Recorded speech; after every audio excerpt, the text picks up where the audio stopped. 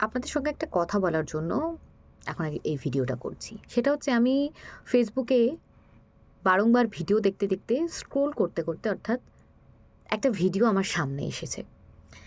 সকল মানুষ যখন কোনো বিপদে বা যখন কোনো কাজ না হয় আমাদের, তখন আমরা বারংবার একটা মানুষকে দোষ দিই। বারংবার, প্রত্যেক সময় একটা মাত্র মানুষকে। কে বলুন তো? ভগবান। আমরা ভগবানকে বারংবার দোষারোপ করি। কেন তুমি আমাদের এটা করছো না? কেন তুমি এটা করছো? কেন তুমি আমাদেরকে সেই ভালো জায়গাটা দিচ্ছ না? কিন্তু একটা ভিডিও সত্যি মানে ভাবাচ্ছে যে এই কলিযুগে দাঁড়িয়ে, ঘোর কলিযুগে দাঁড়িয়েও ভগবান এখনও বিরাজমান। ভগবান এখনও আমাদের পাশে আছে। একটা বাচ্চা, ছোট বাচ্চা, বাবাটা কোলে করে পুরীর জগন্নাথ মন্দিরে ওকে নিয়ে যাচ্ছে। ডাক্তার বলেই দিয়েছে যে ছেলে আর বাঁচবে না আপনার।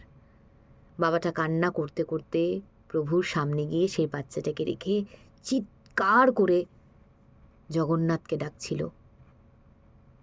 তখন কি হয় জানেন?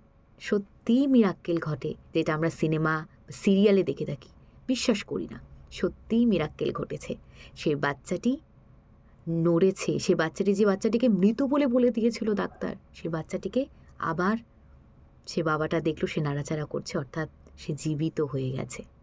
সত্যি ভগবানের লীলা খেলা বোঝা অনেক চাপ। ভগবান কখন, কিভাবে, কোন রূপে আপনার সামনে আসবে আপনি বুঝতেই পারবেন না।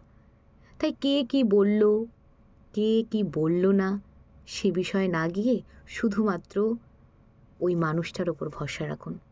যাকে বিপদে পড়লে দোষারোপ করেন, সেই মানুষটার ওপরই ভরসা রাখুন। আপনাকে কোনো দিনও ঠেকাবে না।